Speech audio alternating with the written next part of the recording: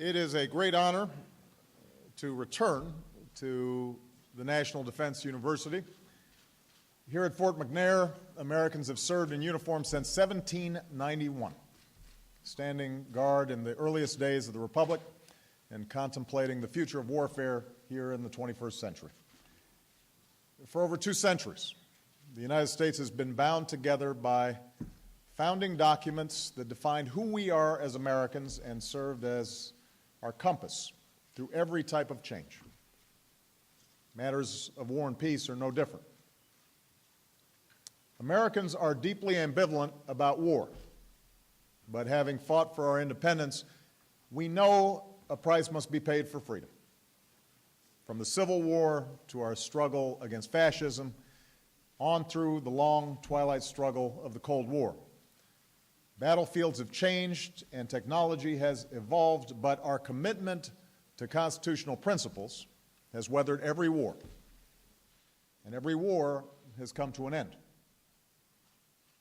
And with the collapse of the Berlin Wall, a new dawn of democracy took hold abroad, and a decade of peace and prosperity arrived here at home. And for a moment it seemed the 21st century would be a tranquil time. And then on September 11th, 2001, we were shaken out of complacency. Thousands were taken from us as clouds of fire and metal and ash descended upon a sun-filled morning. This was a different kind of war. No armies came to our shores, and our military was not the principal target. Instead, a group of terrorists came to kill as many civilians as they could. And so our nation went to war. We have now been at war for well over a decade. I won't review the full history.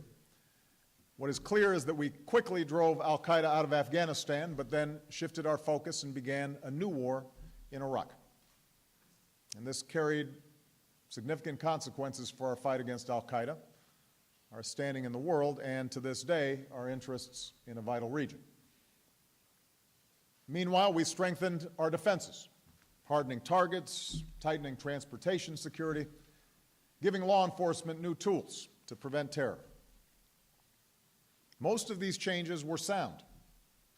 Some caused inconvenience, but some, like expanded surveillance, raised difficult questions about the balance that we strike between our interests in security and our values of privacy.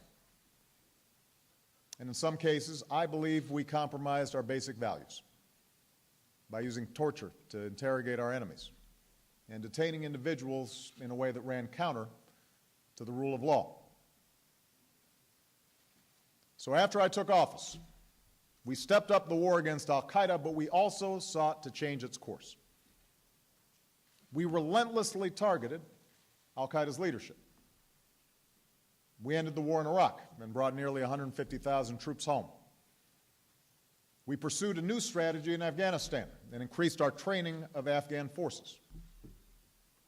We unequivocally banned torture, affirmed our commitment to civilian courts, worked to align our policies with the rule of law, and expanded our consultations with Congress. Today, Osama bin Laden is dead, and so are most of his top lieutenants. There have been no large-scale attacks on the United States, and our homeland is more secure. Few of our troops are in harm's way, and over the next 19 months, they will continue to come home. Our alliances are strong, and so is our standing in the world. In sum, we are safer because of our efforts. Now, make no mistake, our nation is still threatened by terrorists. From Benghazi to Boston, we have been tragically reminded of that truth. But we have to recognize that the threat has shifted and evolved from the one that came to our shores on 9/11. With a decade of experience now to draw from, this is the moment to ask ourselves hard questions about the nature of today's threats and how we should confront them. And these questions matter to every American. For over the last decade, our nation has spent well over $1 trillion on war, helping to explode our deficits and constraining our ability to nation build here at home. Our service members and their families have sacrificed far more on our behalf. Nearly 7,000 Americans have made the ultimate sacrifice. Many more have left a part of themselves on the battlefield or brought the shadows of battle back home. From our use of drones to the detention of terrorist suspects, the decisions that we are making now will define the type of nation and world that we leave to our children. So America's at a crossroads. We must define the nature and scope of this struggle, or else it will define us. We have to be mindful of James Madison's warning that no nation could preserve its freedom in the midst of continual warfare. Neither I nor any president can promise the total defeat of terror. We will never erase the evil that lies in the hearts of some human beings, nor stamp out every danger to our open society. But what we can do, what we must do, is dismantle networks that pose a direct danger to us and make it less likely for new groups to gain a foothold, all the while maintaining the freedoms and ideals that we defend. And to define that strategy, we have to make decisions based not on fear, but on hard-earned wisdom. And that begins with understanding the current threat that we face.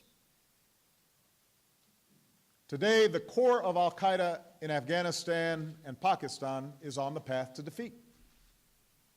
Their remaining operatives spend more time thinking about their own safety than plotting against us. They did not direct the attacks in Benghazi or Boston. They've not carried out a successful attack on our homeland since 9/11. Instead, what we've seen is the emergence of various al-Qaeda affiliates, from Yemen to Iraq, from Somalia to North Africa.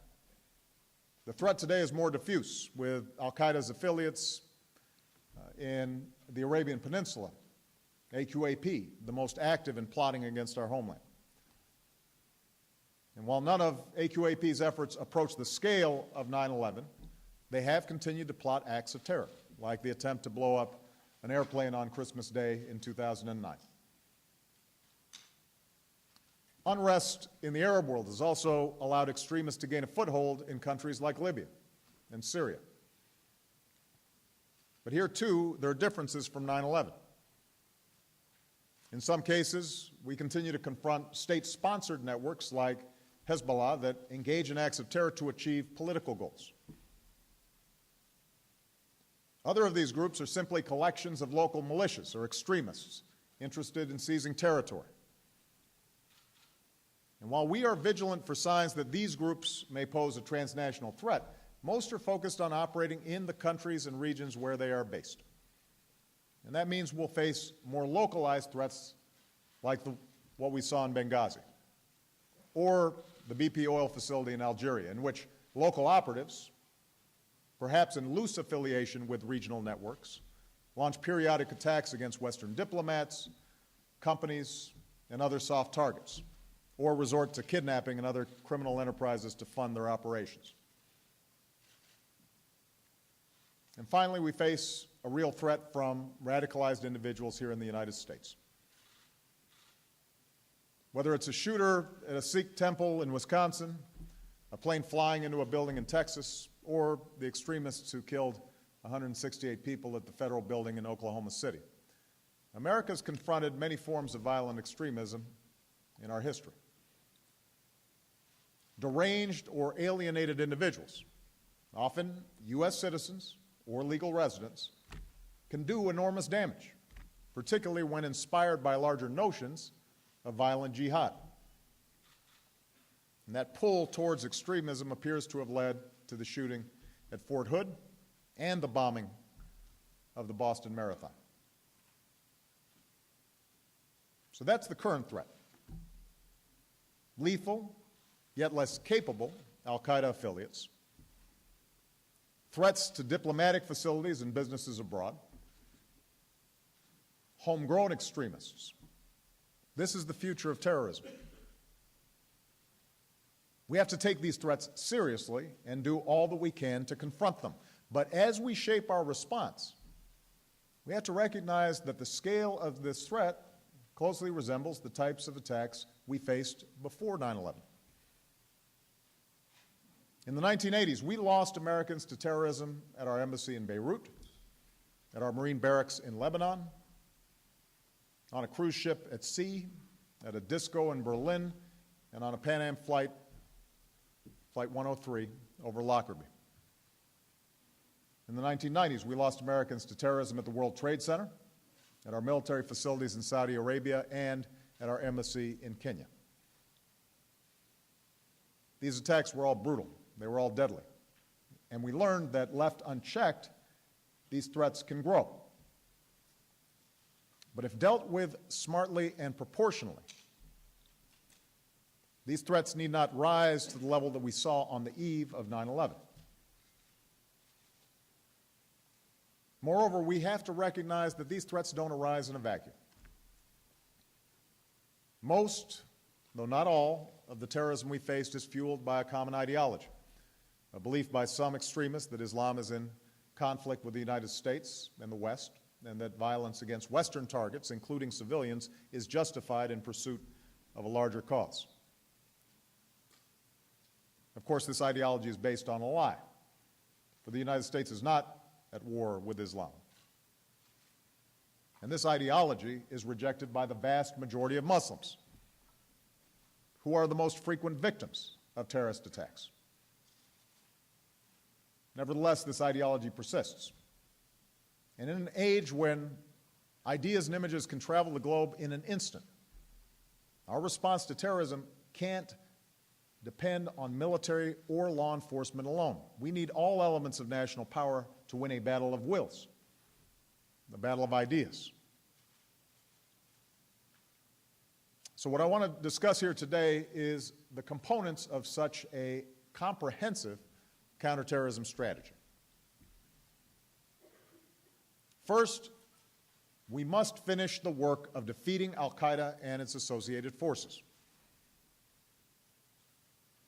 In Afghanistan, we will complete our transition to Afghan responsibility for that country's security. Our troops will come home. Our combat mission will come to an end. And we will work with the Afghan government to train security forces and sustain a counterterrorism force which ensures that al-Qaeda can never again establish a safe haven to launch attacks against us or our allies.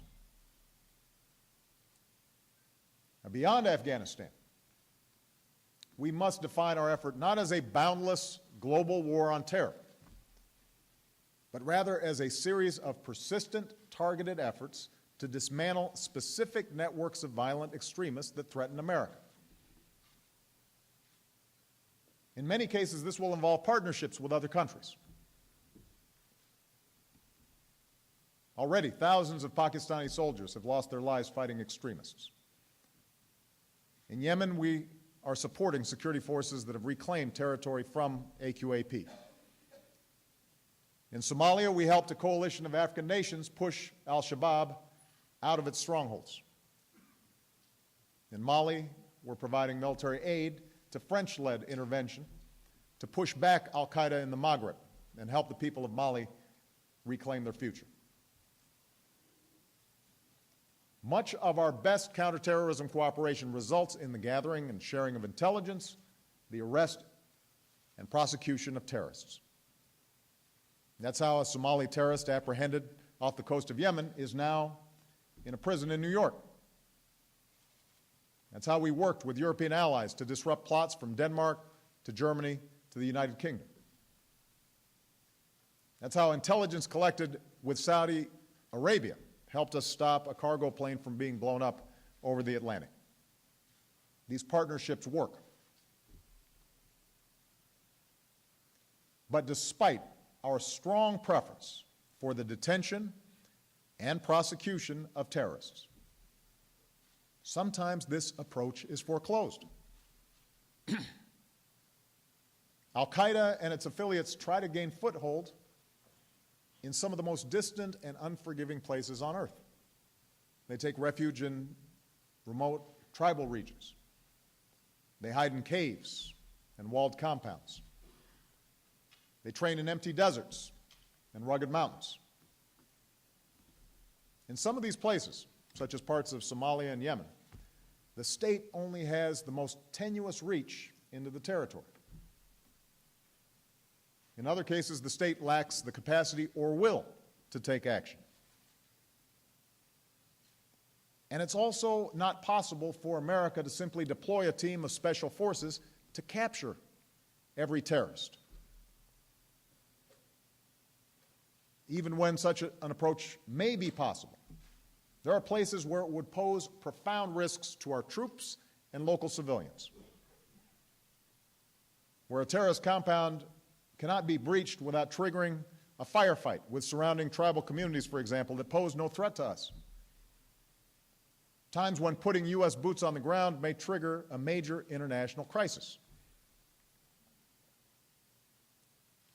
To put it another way, our operation in Pakistan against Osama bin Laden cannot be the norm. The risks in that case were immense. The likelihood of capture, although that was our preference, was remote given the certainty that our folks would confront resistance. The fact that we did not find ourselves confronted with civilian casualties or embroiled in an extended firefight was a testament to the meticulous planning and professionalism of our special forces, but it also depended on some luck. And it was supported by massive infrastructure in Afghanistan. And even then, the cost to our relationship with Pakistan and the backlash among the Pakistani public over encroachment on their territory was so severe that we are just now beginning to rebuild this important partnership. So it is in this context that the United States has taken lethal, targeted action against al-Qaeda and its associated forces, including with remotely piloted aircraft commonly referred to as drones. As was true in previous armed conflicts, this new technology raises profound questions about who is targeted and why, about civilian casualties and the risk of creating new enemies, about the legality of such strikes under U.S. and international law, about accountability and morality. So let me address these questions. To begin with, our actions are effective. Don't take my word for it. In the intelligence gathered at bin Laden's compound, we found that he wrote, "We could lose the reserves to enemies' airstrikes. We cannot fight airstrikes with explosives."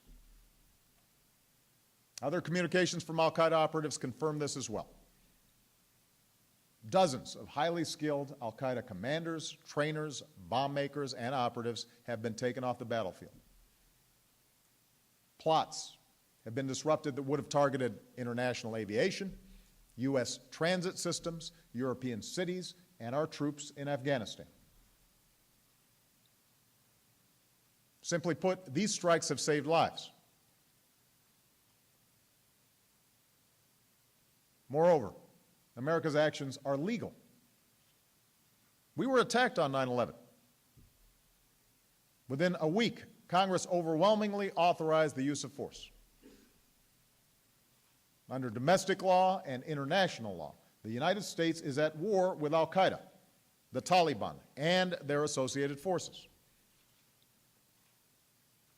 We are at war with an organization that right now would kill as many Americans as they could if we did not stop them first.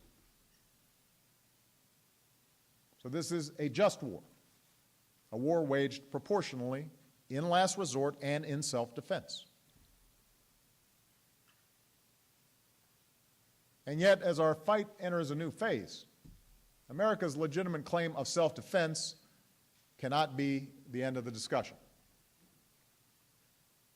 To say a military tactic is legal or even effective is not to say it is wise or moral in every instance.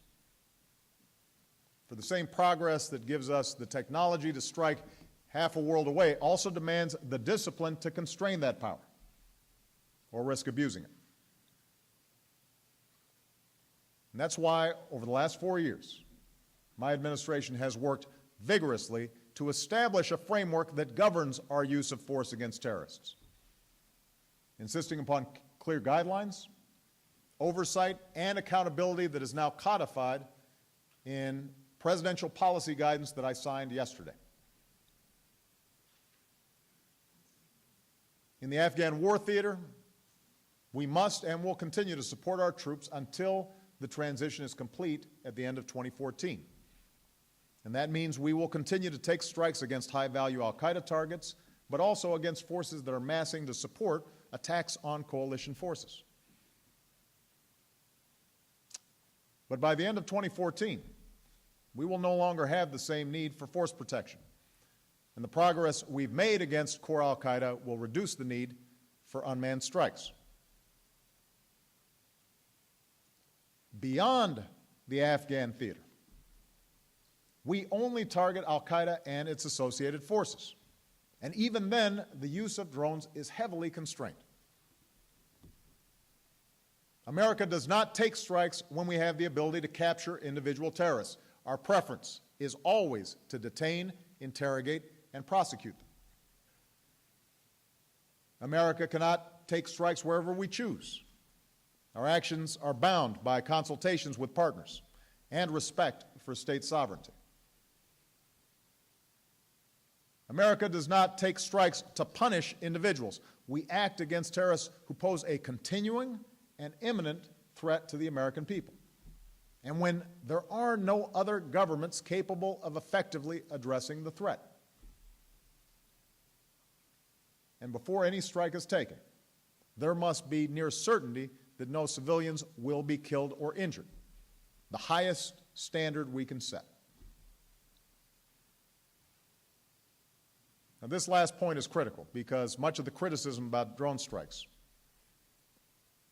both here at home and abroad, understandably centers on reports of civilian casualties. There's a wide gap between U.S. assessments of such casualties and non-governmental reports.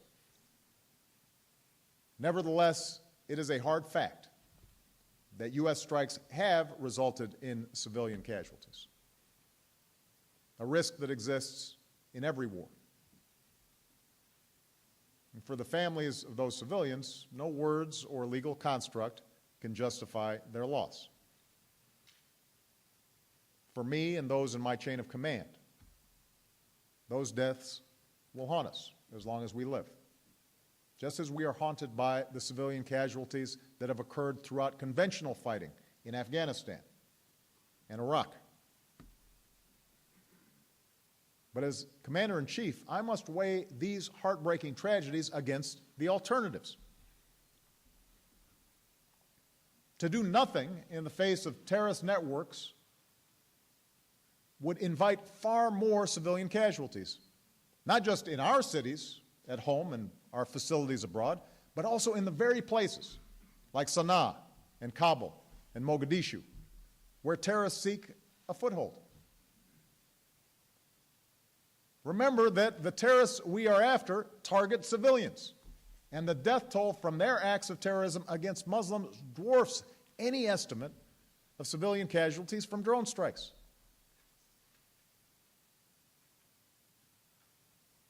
So doing nothing is not an option. Where foreign governments cannot or will not effectively stop terrorism in their territory, the primary alternative to targeted lethal action would be the use of conventional military options. As I've already said, even small special operations carry enormous risks. Conventional air power, or missiles, are far less precise than drones and are likely to cause more civilian casualties and more local outrage. And invasions of these territories lead us to be viewed as occupying armies, unleash a torrent of unintended consequences, are difficult to contain, result in large numbers of civilian casualties, and ultimately empower those who thrive on violent conflict. So it is false to assert that putting boots on the ground is less likely to result in civilian deaths or less likely to create enemies in the Muslim world. The results would be more U.S. deaths, more Black Hawks Down, more confrontations with local populations, and an inevitable mission creep in support of such raids that could easily escalate into new wars.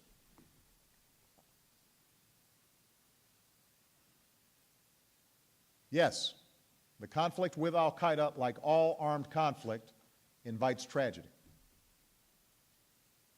But by narrowly targeting our action against those who want to kill us and not the people they hide among, we are choosing the course of action least likely to result in the loss of innocent life. Our efforts must be measured against the history of putting American troops in distant lands among hostile populations. In Vietnam, hundreds of thousands of civilians died in a war where the boundaries of battle were blurred. In Iraq and Afghanistan, despite the extraordinary courage and discipline of our troops, thousands of civilians have been killed. So neither conventional military action nor waiting for attacks to occur offers moral safe harbor. And neither does a sole reliance on law enforcement in territories that have no functioning police or security services, and indeed have no functioning law.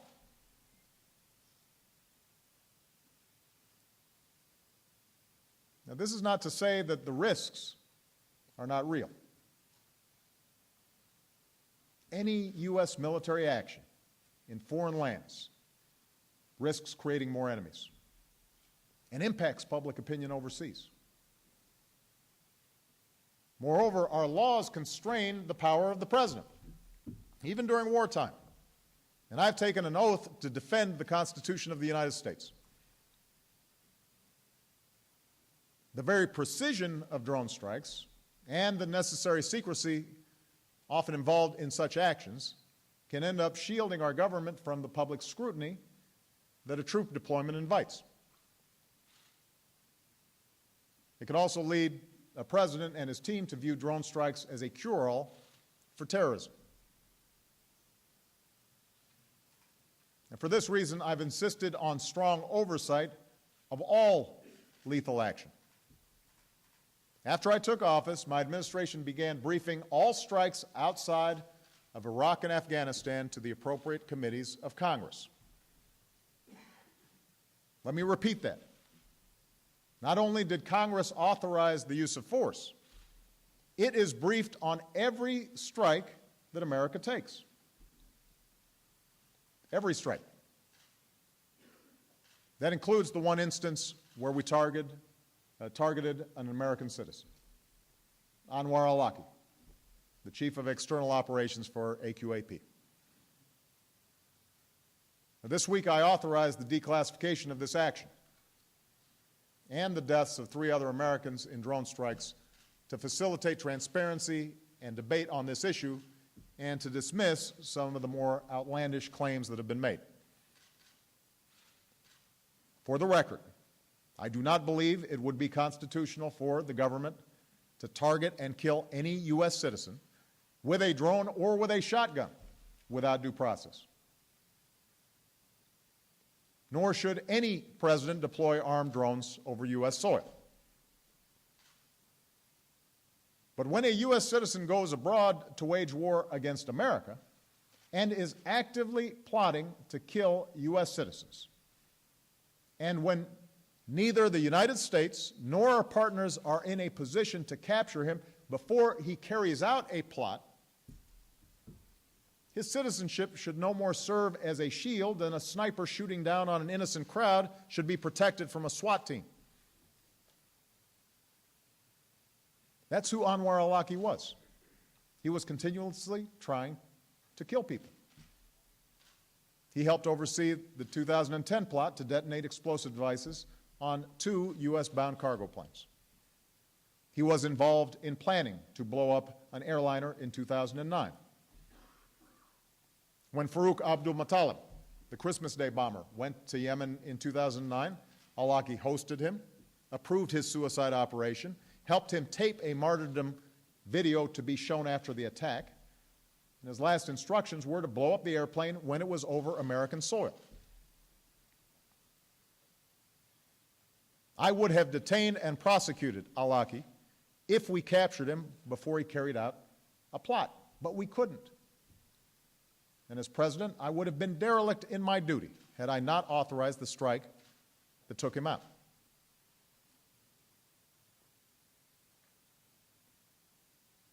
Of course, the targeting of any American raises constitutional issues that are not present in other strikes, which is why my administration submitted information about al-Awlaki to the Department of Justice months before al-Awlaki was killed, and briefed the Congress before this strike as well. But the high threshold that we've set for taking lethal action applies to all potential terrorist targets, regardless of whether or not they are American citizens. This threshold respects the inherent dignity of every human life. Alongside the decision to put our men and women in uniform in harm's way, the decision to use force against individuals or groups, even against a sworn enemy of the United States, is the hardest thing I do as president. But these decisions must be made, given my responsibility to protect the American people. Now, going forward, I've asked my administration to review proposals to extend oversight of lethal actions outside of war zones that go beyond our reporting to Congress. Each option has virtues in theory, but poses difficulties in practice. For example, the establishment of a special court to evaluate and authorize lethal action has the benefit of bringing a third branch of government into the process, but raises serious constitutional issues about presidential and judicial authority. Another idea that's been suggested, the establishment of an independent oversight board in the executive branch, avoids those problems but may introduce a layer of bureaucracy into national security decision-making without inspiring additional public confidence in the process. But despite these challenges, I look forward to actively engaging Congress to explore these and other options for increased oversight. I believe, however, that the use of force must be seen as part of a larger discussion we need to have about a comprehensive counterterrorism strategy, because for all the focus on the use of force, force alone cannot make us safe.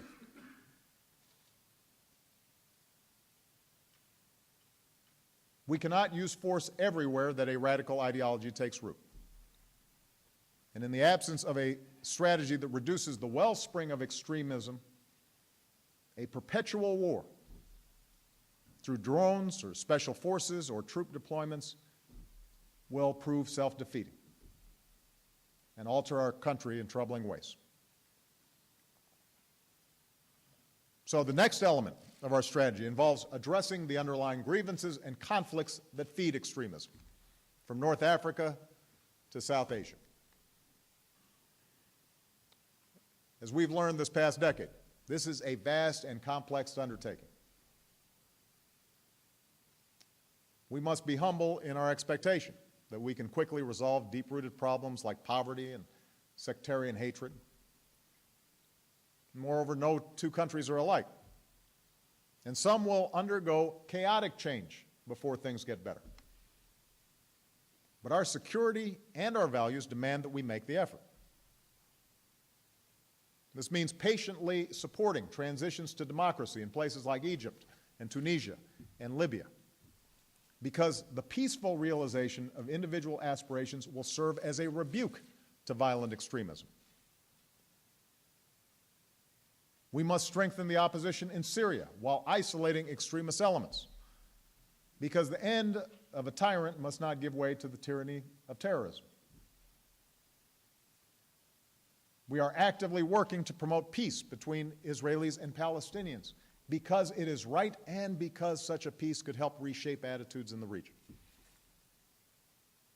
And we must help countries modernize economies, upgrade education, and encourage entrepreneurship, because American leadership has always been elevated by our ability to connect with people's hopes and not simply their fears.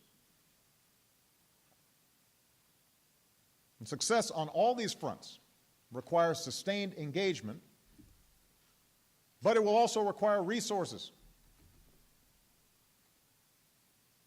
I know that foreign aid is one of the least popular expenditures that there is.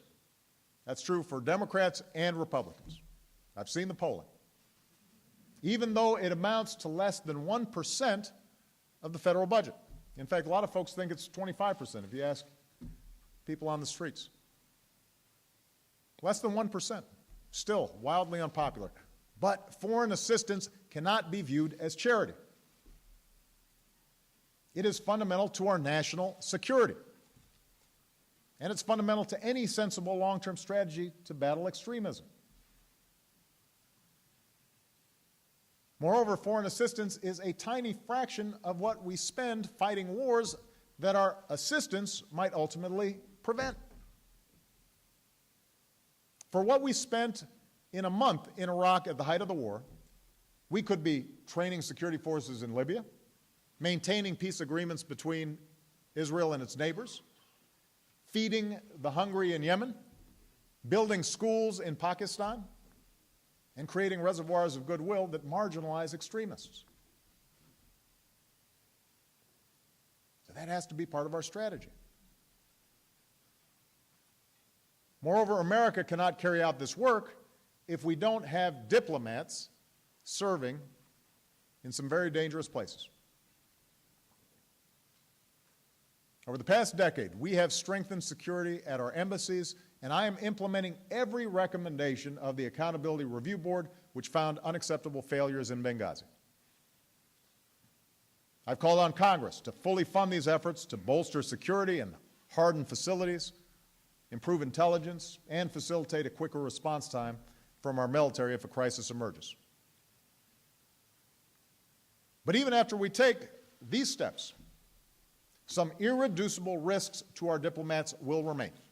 This is the price of being the world's most powerful nation, particularly as a wave of change washes over the Arab world. And in balancing the trade-offs between security and active diplomacy, I firmly believe that any retreat from challenging regions will only increase the dangers that we face in the long run. And that's why we should be grateful to those diplomats who are willing to serve there. Targeted action against terrorists, effective partnerships, diplomatic engagement, and assistance. Through such a comprehensive strategy, we can significantly reduce the chances of large-scale attacks on the homeland and mitigate threats to Americans overseas. But as we guard against dangers from abroad, we cannot neglect the daunting challenge of terrorism from within our borders. As I said earlier, this threat is not new. But technology and the internet increase its frequency and, in some cases, its lethality. Today, a person can consume hateful propaganda, commit themselves to a violent agenda, and learn how to kill without leaving their home. To address this threat, 2 years ago, my administration did a comprehensive review and engaged with law enforcement. And the best way to prevent violent extremism inspired by violent jihadists is to work with the Muslim American community, which has consistently rejected terrorism, to identify signs of radicalization and partner with law enforcement when an individual is drifting towards violence. And these partnerships can only work when we recognize that Muslims are a fundamental part of the American family. In fact, the success of American Muslims and our determination to guard against any encroachments on their civil liberties is the ultimate rebuke to those who say that we're at war with Islam.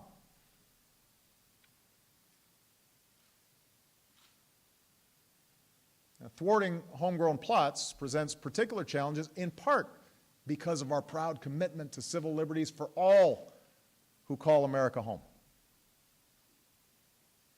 That's why in the years to come, we will have to keep working hard to strike the appropriate balance between our need for security and preserving those freedoms that make us who we are. That means reviewing the authorities of law enforcement so we can intercept new types of communication, but also build in privacy protections to prevent abuse. That means that even after Boston, we do not deport someone or throw somebody in prison in the absence of evidence. That means putting careful constraints on the tools the government uses to protect sensitive information, such as the state secrets doctrine. And that means finally having a strong privacy and civil liberties board to review those issues where our counterterrorism efforts and our values may come into tension. You know, the Justice Department's investigation of national security leaks offers a recent example of the challenges involved in striking the right balance between our security and our open society. As Commander-in-Chief, I believe we must keep information secret that protects our operations and our people in the field. To do so, we must enforce consequences for those who break the law and breach their commitment to protect classified information. But a free press is also essential for our democracy. That's who we are. And I'm troubled by the possibility that leak investigations may chill the investigative journalism that holds government accountable. Journalists should not be at legal risk for doing their jobs. Our focus must be on those who break the law. And that's why I've called on Congress to pass a media shield law to guard against government overreach. And I've raised these issues with the Attorney General, who shares my concerns. So he's agreed to review existing Department of Justice guidelines governing investigations that involve reporters. And he'll convene a group of media organizations to hear their concerns as part of that review. And I've directed the Attorney General to report back to me by July 12th. Now, all these issues remind us that the choices we make about war can impact, in sometimes unintended ways, the openness and freedom on which our way of life depends. And that is why I intend to engage Congress about the existing authorization to use military force, or AUMF, to determine how we can continue to fight terrorism without keeping America on a perpetual wartime footing. The AUMF is now nearly 12 years old. The Afghan war is coming to an end. Core al-Qaeda is a shell of its former self. Groups like AQAP must be dealt with, but in the years to come, not every collection of thugs that labels themselves al-Qaeda will pose a credible threat to the United States. Unless we discipline our thinking, our definitions, our actions, we may be drawn into more wars we don't need to fight, or continue to grant presidents unbound powers more suited for traditional armed conflicts between nation states. So I look forward to engaging Congress and the American people in efforts to refine and ultimately repeal the AUMF's mandate. And I will not sign laws designed to expand this mandate further. Our systematic effort to dismantle terrorist organizations must continue. But this war, like all wars, must end. That's what history advises. That's what our democracy demands. And that brings me to my final topic, the detention of terrorist suspects. I'm going to repeat one more time. As a matter of policy, the preference of the United States is to capture terrorist suspects. When we do detain a suspect, we interrogate them. And if the suspect can be prosecuted, we decide whether to try him in a civilian court or a military commission. During the past decade, the vast majority of those detained by our military were captured on the battlefield. In Iraq, we turned over thousands of prisoners as we ended the war. In Afghanistan, we have transitioned detention facilities to the Afghans as part of the process of restoring Afghan sovereignty. So we bring law of war detention to an end, and we are committed to prosecuting terrorists wherever we can. The glaring exception to this time-tested approach is the detention center at Guantanamo Bay. The original premise for opening Gitmo, that detainees would not be able to challenge their detention, was found unconstitutional 5 years ago. In the meantime, Gitmo has become a symbol around the world for an America that flouts the rule of law. Our allies won't cooperate with us if they think a terrorist will end up at Gitmo. During a time of budget cuts, we spend $150 million each year to imprison 166 people. Almost $1 million per prisoner.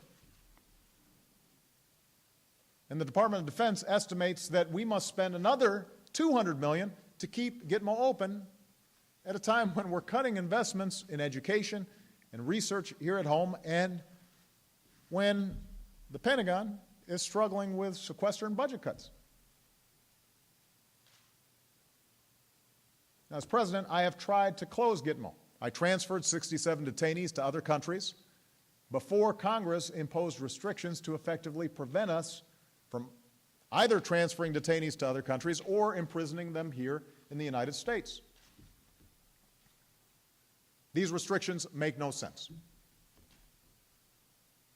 After all, under President Bush, some 530 detainees were transferred from Gitmo with Congress's support.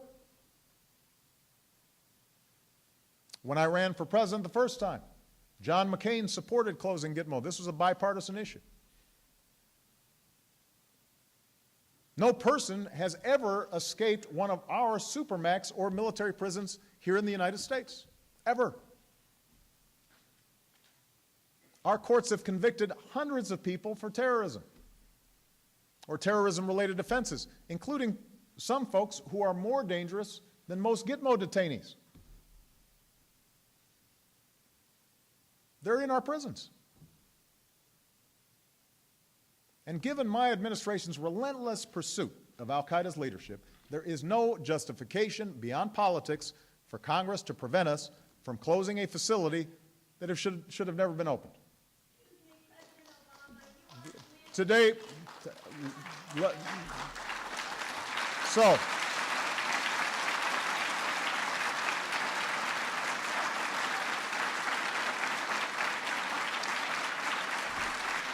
so let me finish, man. Good. So today, once again, today, I'm about to address it, man, but you got to let me speak. I'm about to address it. Let me address it. Why don't you let me address it, man? Why don't you sit down and I will tell you exactly what I'm going to do. Thank you, ma'am. Thank you. Thank you. Ma'am, thank you. You should let me finish my sentence. Today, I once again call on Congress to lift the restrictions on detainee transfers from Gitmo. I have asked I have asked the Department of Defense to designate a site in the United States where we can hold military commissions. I'm appointing a new senior envoy at the State Department and Defense Department whose sole responsibility will be to achieve the transfer of detainees to third countries. I am lifting the moratorium on detainee transfers to Yemen so we can review them on a case-by-case basis. To the greatest extent possible, we will transfer detainees who have been cleared to go to other countries. Where appropriate, we will bring terrorists to justice in our courts and our military justice system. And we will insist that judicial review be available for every detainee. Now, ma'am, let me finish. Let me finish, ma'am. This is part of free speech, is you being able to speak, but also you listening, and me being able to speak. All right? Thank you.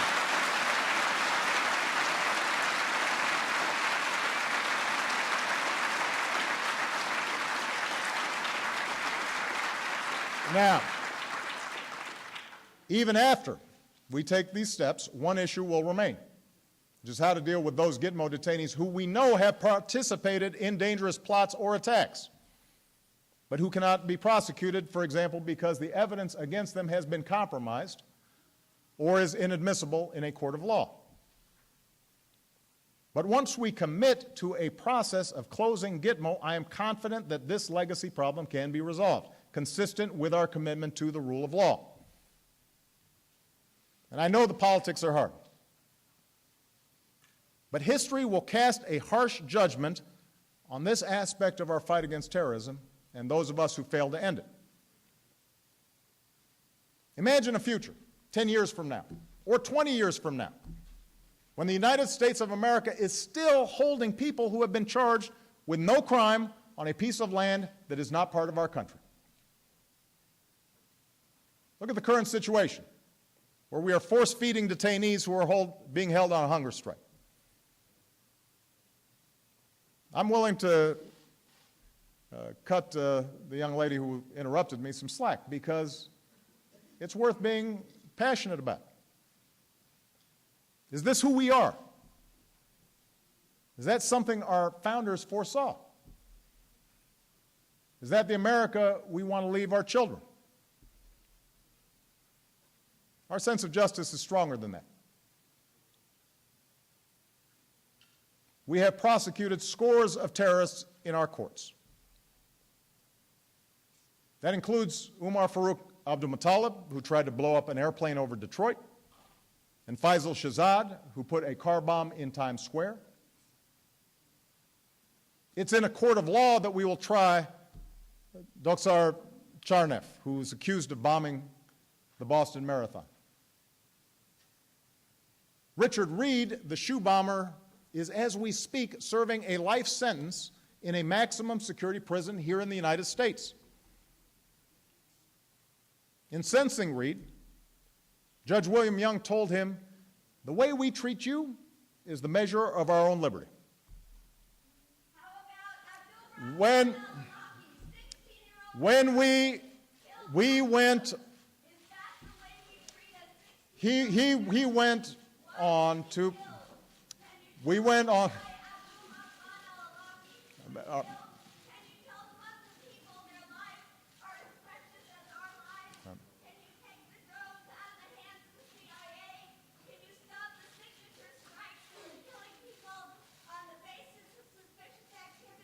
we're addressing that, ma'am.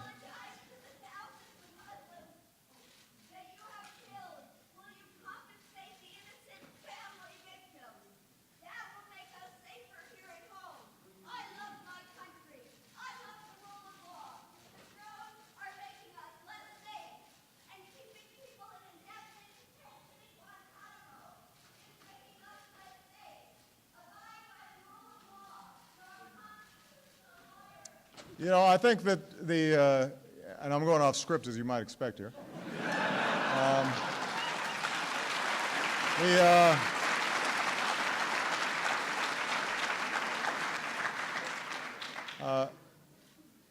the voice of that woman is worth paying attention to. Obviously, I do not agree with much of what she said. And obviously, she wasn't listening to me in much of what I said.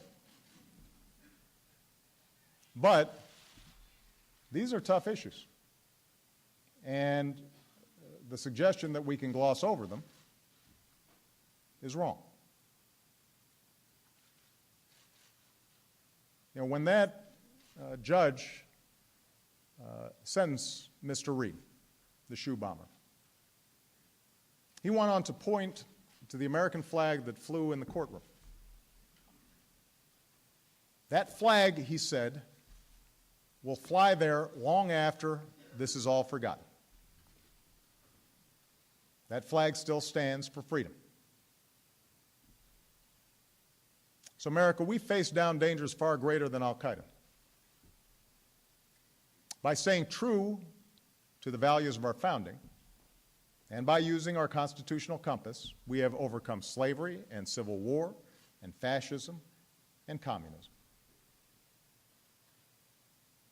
In just these last few years as president, I've watched the American people bounce back from painful recession, mass shootings, natural disasters like the recent tornadoes that devastated Oklahoma. These events were heartbreaking. They shook our communities to the core. But because of the resilience of the American people, these events could not come close to breaking us.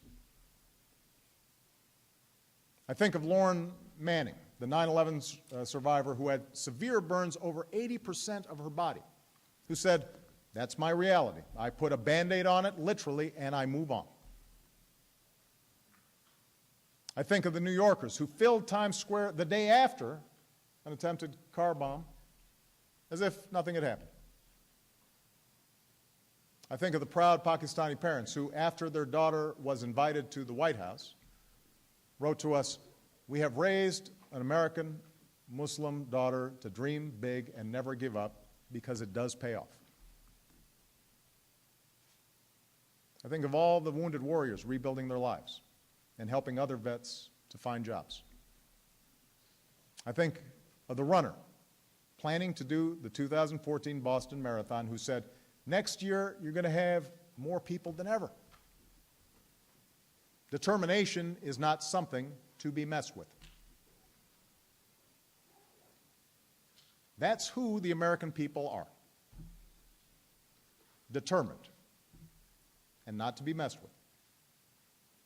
And now we need a strategy and a politics that reflects this resilient spirit. Our victory against terrorism won't be measured in a surrender ceremony at a battleship or a statue being pulled to the ground. Victory will be measured in parents taking their kids to school, immigrants coming to our shores, fans taking in a ball game, a veteran starting a business, a bustling city street, a citizen shouting your concerns at a president. The quiet determination, that strength of character and bond of fellowship, that refutation of fear, that is both our sword and our shield. And long after the current messengers of hate have faded from the world's memory, alongside the brutal despots and deranged madmen and ruthless demagogues who litter history, the flag of the United States will still wave from small-town cemeteries to national monuments to distant outposts abroad. And that flag will still stand for freedom. Thank you very much, everybody. God bless you. May God bless the United States of America.